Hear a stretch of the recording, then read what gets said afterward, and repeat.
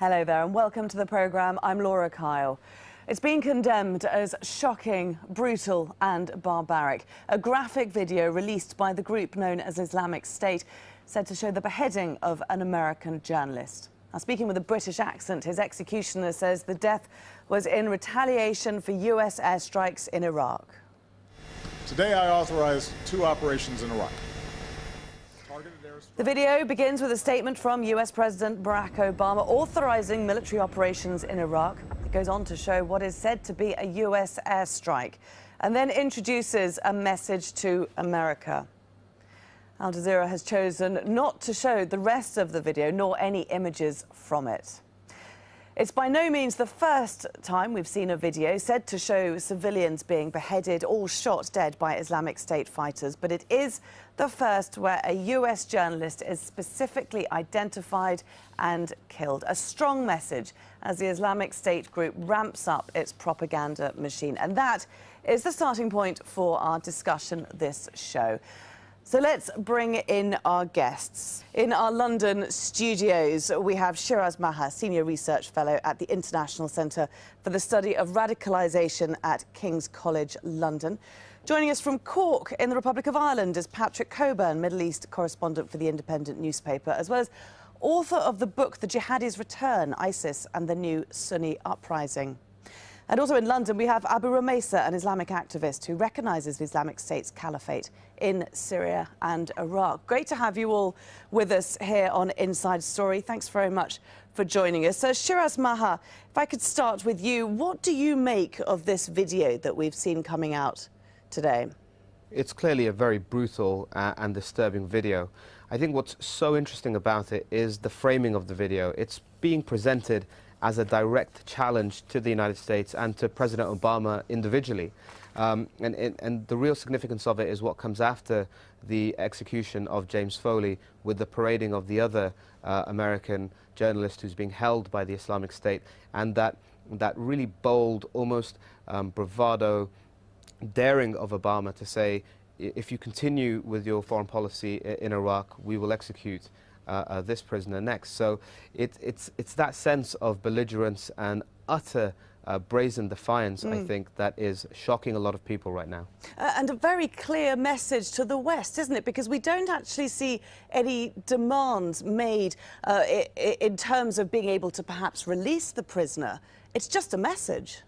It is just a message. I mean, the overarching demand, of course, of the video is for Obama to withdraw, to disengage from any form of military or humanitarian activity in Iraq. And, of course, it's that lack of any external presence that has allowed the Islamic State to achieve their goals by creating this caliphate that straddles both the Syrian and Iraqi border. And so in that sense, I think they feel a little pressured right now, because until now they've had a free run of it. They've had very little resistance in both Iraq or Syria, and so they want to drive out the United States before it really gets started, and they're doing that in a very dramatic fashion. Yeah, Patrick Coburn, I mean, it is a very clear message, as we've been saying. Do you see this as being also a change of tactics by the Islamic State group? On the contrary, I think chopping off people's heads and giving maximum publicity to their atrocities has been the signature of the Islamic State, of ISIS, from the beginning.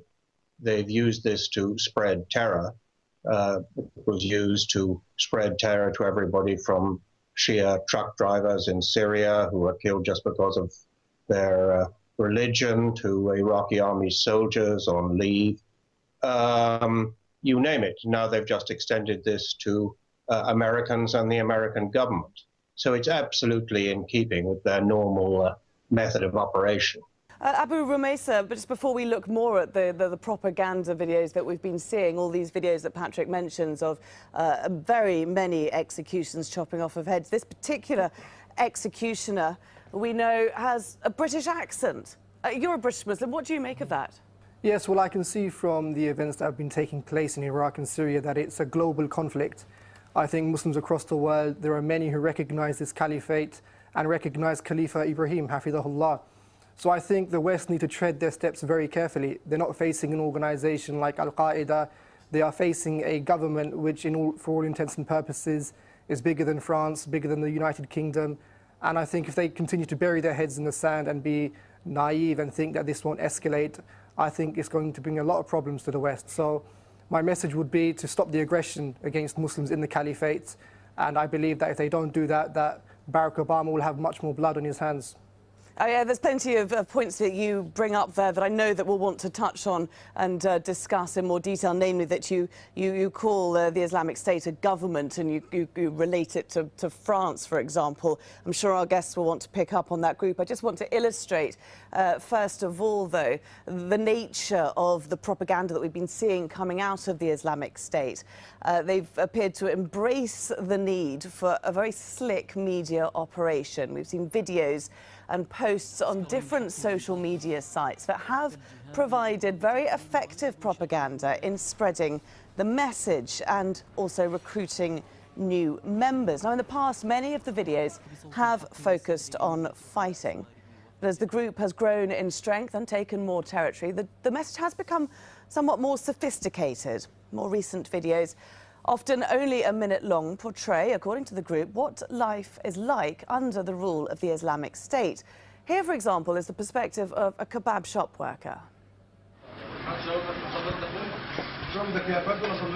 الحمد لله رب العالمين الأوضاع تمام والأحوال جيدة والأخوة موجودين والحمد لله رب العالمين والشعب مرتاح ومبسوط الحمد لله بوضع الأخوة الأوضاع مستدبة الحمد لله والشعب مرتاح الحمد لله بوجود الدولة الإسلامية الحمد لله في رقابة وفي تفتيش من الناحية هاي في رقابة وفي تفتيش عندك من ناحية النظافة من ناحية الأكل من ناحية الطعام والحمد لله الأكل جيد جدا. Well, other videos show a seemingly softer side of the Islamic State. Take a look at this. Fighter going to check up on injured fighters in hospital.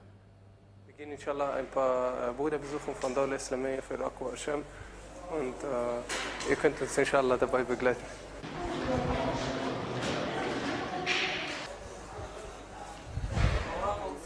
السلام عليكم ورحمة الله وبركاته.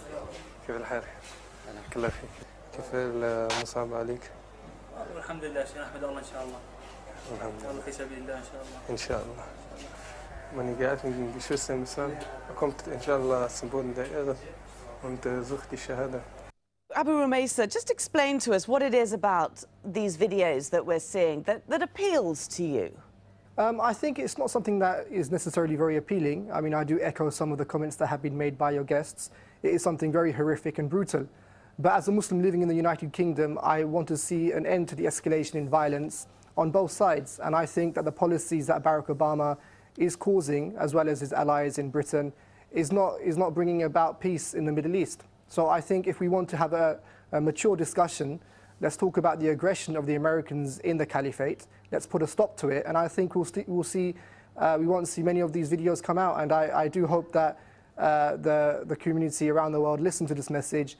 And perhaps we can save Stephen Sotloff's life by calling for Obama to stop his aggression against Islam and Muslims. You do see, though, that the US's aggression, as you call it, the airstrikes, is in direct retaliation and comes after extraordinary barbarity at the hands of IS on people in Iraq and in Syria. Not necessarily. I think we're in the midst of a war, and in war there are many lies and propaganda that are pushed out. I don't believe for 1 minute any of the information that is coming out from the BBC or AlJazira that are slandering the Islamic State. I believe it's the policy of the Islamic State to look after its citizens, whether they're Muslim or non-Muslim.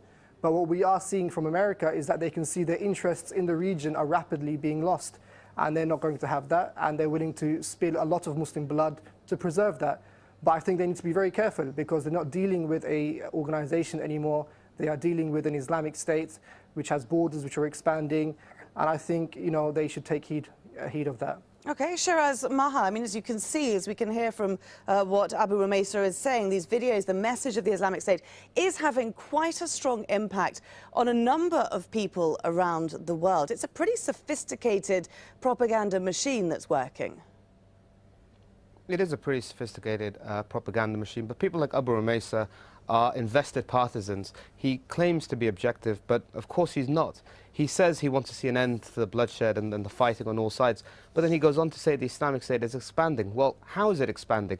It's expanding through military force. If you go and oppress people, they tend to fight back. So when they do that, he objects to that. He basically wants everyone to capitulate to the demands of the Islamic State. We heard nothing about the persecution of the Yazidis from him, about the persecution of Christians who have had to flee, about the persecution of the Kurds who have had to give up large chunks of territory and fight against the Islamic State. So in this context, these people who are attracted to the message of the Islamic State, to its videos, to its propaganda, are people who were already invested. Abu Rumaysa has a long history of supporting extremist causes way before the Islamic State emerged or ISIS emerged on the scene. So he's just investing his energies into the latest fad that has come along, unfortunately, in the jihadist world. Abu Rumaysa, your response? I mean, what do you say about the persecution of the Yazidis and of the Christians, of which there is no doubt? No, I mean, I totally disagree with that. I think, I mean, if we look at the conflicting reports that are coming out, a couple of months ago we had the case of Indian nurses being allowed safe passage by the Islamic State to India. So I think we need to take a reality check. There is a war going on and there is a lot of propaganda being pushed out. It's not the policy of the Islamic State to kill and massacre non-Muslims for no reason. Yazidis fleeing into the mountains is not propaganda. That's objective. You can see it with your own eyes. I think you'll find, Shiraz, that the reports are coming out that these numbers are very exaggerated. And like I said, it's not the policy of the Islamic State to persecute non-Muslims. It's the policy of the Islamic State to liberate them. Now, I believe that we should look to that and not spread lies from the BBC or AlJazira or any other kind of media. Okay, Patrick Coburn, I can hear you wanting to come in. Please do I'd give just us the like to reality check ask that Abu Rumaysa, I mean, how does he view the pictures put out by the Islamic State on their videos of Shia truck drivers being executed beside the road? This is the shedding of Muslim blood, or maybe he should tell us directly, does he think the Shia are Muslims or not? How does he justify this? Patrick, Islamic what do you think about the airstrikes on the Caliphate? Tell us directly. What do you think about the airstrikes on the Caliphate? What do you think about the gallons and gallons of Muslim blood that is being spilt in the Islamic State? I think let's not be hypocrites. Yeah, well, these are Muslims who are being killed by members of the Islamic State. They're reported to have killed 700 members of a tribe in Deir ez-Zor province recently. But could you answer the question? Do you think Shia are Muslims or not? Well, whether I believe they're Muslim or not, I think is irrelevant. It is very relevant, I think. It is absolutely relevant because they're being murdered. I mean, if you let me answer the question, are you or are you not justifying? If you let me answer the question, okay. If you let me answer the question, answer the question, but don't avoid it. Yeah, I believe that at the moment there is a lot of conflict taking place in the Middle East, and the Shia Rafid are playing a big part in that. And so we're seeing many who are joining the army and they are attacking the caliphate, killing innocent men, women and children. And of course the Islamic State are going to defend themselves against these people. Now, if we want to have peace and security, I think we should tell those Shia people who are joining the army, as well as those people who are joining the Peshmerga and the Kurds, they should stop this aggression. I think it's ridiculous to say that the Islamic State should just sit there and accept the violence that's being inflicted on them. Truck drivers, we're talking about innocent villagers who are being shot in the head. They're not just truck drivers. And these are on your own They're not just truck drivers. videos. I mean, they are people you seem to be who are justifying assisting in the that, aren't massacre you? of Muslims in the caliphate. I don't buy that for 1 second. They're not truck drivers, Patrick. They are people who are assisting the war led by America, and they are killing many people in that caliphate. Now, I and you want to see an end to that. So let's ask those people who I want to see this conflict stop killing innocent people by not performing acts of aggression in the Middle East. Shiraz Mahal, let's just bring you say. Go on, okay. Yeah. I was going to say, how can you say, on the one hand, the Islamic State has the right to defend itself against Shia forces that may be from the Iraqi army or against the Peshmerga or that kind of thing, and then at the same time say the Islamic State is expanding? How is it expanding? It's expanding through military force. So then don't those people have the right to defend themselves against what is a belligerent, malignant force coming at them? You can't have it both ways, and this is the rank hypocrisy, I'm afraid, of Abu Rumaysa's position here. Shiraz, Allah, He says in the Quran, وَقَاتِلُوهُمْ حَتَّى لَا تَكُونَ فِتْنَةً, that the Muslims were sent on this earth to eradicate the oppression and the polytheism of democracy. So, of course, when the Islamic State expands, it's not going to persecute and oppress. It's going to liberate the non-Muslims. Abu Rumaysa, I'm just interested at this point. Even more. I'm interested to get from you why you are so keen to go and live in the Caliphate. Well, unfortunately, if it was that easy, I think I would probably be on the next plane. But well, it is that British easy government has because very we've strict seen laws. some people say some 500 fighters from Britain or Muslims from Britain become fighters in Syria and Iraq, fighting directly for IS. It is that easy. Why are you so keen to go? Well, let's not make this news story about myself. I think, look, the reality is the caliphate exists. And many Muslims, not just myself, want to migrate there and live there peacefully. But why? This is what I'm trying to understand. What is so attractive about it? Well, it's a caliphate. I mean, they say that in Islam, 80% of the rules in the Quran can't be implemented without the caliphate. And now that we have it, much of the Islamic rules can be implemented. So it's not just something that is a fantasy. This reality is something which affects Muslims worldwide. That is why we are seeing so many Muslims pledge allegiance to this caliphate. That is why we are seeing many Muslims showing the desire to emigrate there and live there peacefully under the Sharia. Patrick Coburn, do you think there are that many Muslims who would happily move to Iraq at the moment, to these parts of Syria where the IS has set up this caliphate, where it's, you know, in control, even after it sees all these barbaric videos and these executions and these complete non-tolerance for anyone who leads their lives in a different way?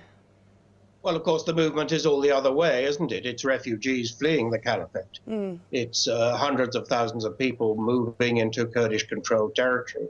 It's people trying to move across the Turkish border. So it's people moving out of the caliphate, not into it. There'll be a small minority of people who want to go there.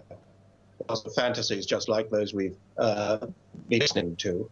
But what the aim of these videos, of course, is to spread terror, and it succeeds in doing so. At the end of the day, I think it'll be a disastrous for much of the population of Iraq and Syria, particularly the Sunni population. But this is atrocities, whatever is denied. And the number of people who want to get involved in this, sure, there'll be a small minority, but fortunately not very numerous. Shiraz Maha, you're an expert in radicalisation of Muslims. I mean, what sort of person is attracted to uproot their life and move over to Iraq, to pick up arms? I'm not necessarily talking about Abu Umayyah, I'm talking about somebody who wants to go and actually fight on the front line. Why do they want to do that? Yeah, I think Patrick actually nailed the issue when he says it's a very small minority of people. Interestingly, from our centre, we've been speaking to foreign fighters who've gone out to Syria for the last 18 months. Originally, when we first started doing this, a lot of the people who were out there were saying to us, look, we are here because we wanted to help the civilian population. We saw the oppression of the Assad regime, and there was more of a humanitarian narrative. Over time, that's been replaced almost entirely by people who are saying to us, when we say to them, you know, the Syrian people don't want the agenda of the Islamic State, for example. How do you feel about that? They say quite boldly, you know, we're not here for the Syrian people. We're not here to please them. We're here to create an Islamic State, and the land doesn't belong to them. It belongs to Allah, so we will basically do what we please because we have the guns. So these are individuals who are highly radicalized. They've bought into this idea that there is one prescribed model of Islamic governance, that it is the caliphate, and they are divorced from democracy. They tend to have a very rudimentary and simplistic understanding, not just of Islam, but of life in general, and they view the world in these highly binary terms, often through emotive paradigms as well, that leads them out there.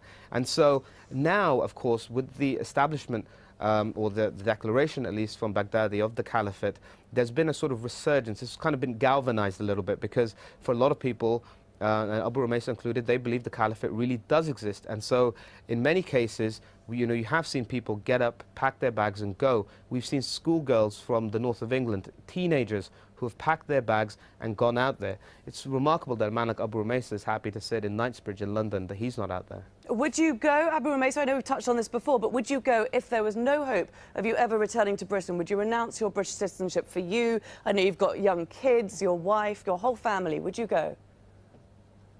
Well, I think me and many Muslims will be willing to renounce our British citizenship if we can have safe passage to the caliphate.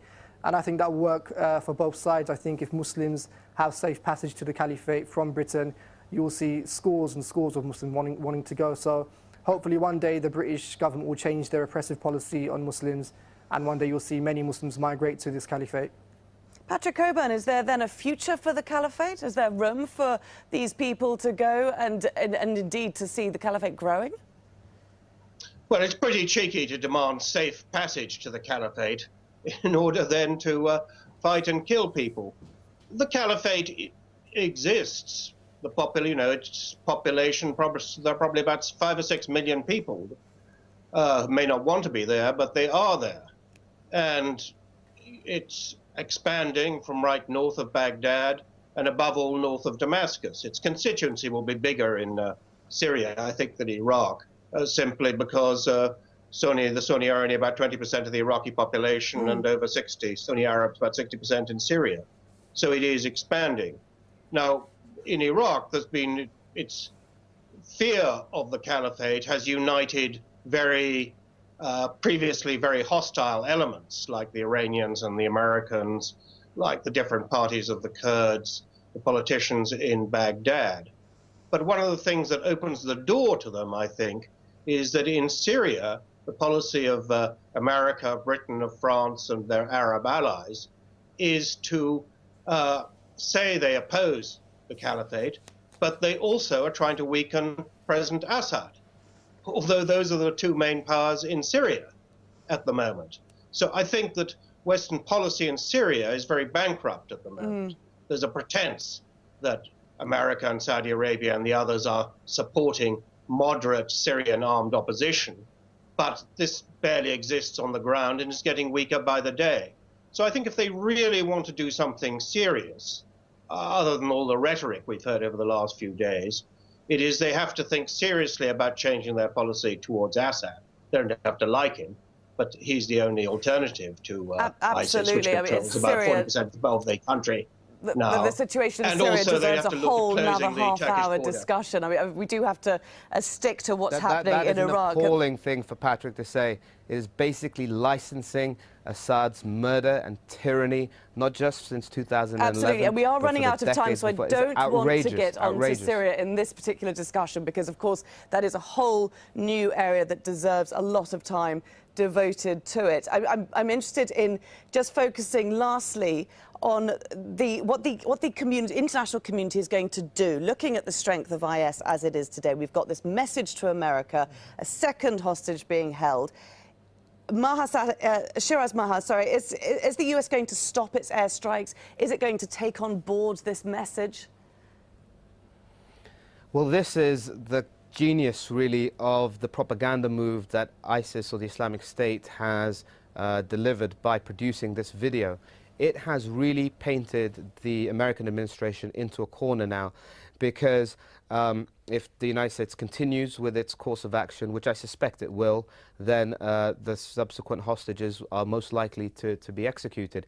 If it changes, then that hands a massive, not just propaganda, but military coup as well to the Islamic State. So right now, what the Islamic State has on its side is the ability to produce blackmail and dramatic propaganda in this fashion, which can be seen to be holding Western governments to ransom. I suspect they won't react in quite that way, but it is highly tragic that innocent people, such as these journalists who are being held, are going to be used as pawns in this dramatic power play between these two forces. Absolutely. OK, and there, I'm afraid, gentlemen, we do have to leave today's discussion. There's never enough time, as ever. It's very interesting to have this debate, and we really appreciate you all coming on today. Patrick Cockburn in Ireland, and Shiraz Maha and Abu Rumaisa in London.